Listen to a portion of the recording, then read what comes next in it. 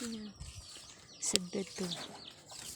Pero, nilagyan ko ng mga tuyong dahon ng saging kasi pag wala to, kakainin ka ng mga manok.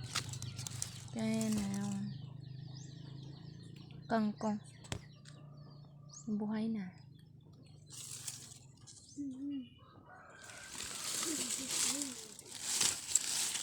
Nilagyan ko ng mga animal manure dyan sa ilalim. Pahirapan. Tsaka, ito mga sila.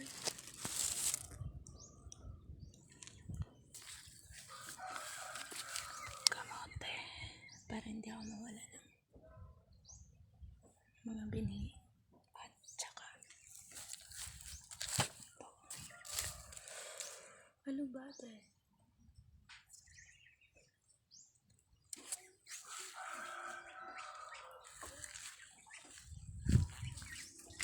Ito na si sitaw, malaki na siya. Climbing vines na. Tataas na. Malapit na yata magbunga yan eh. Yun naman. Look it, oh. Naputol.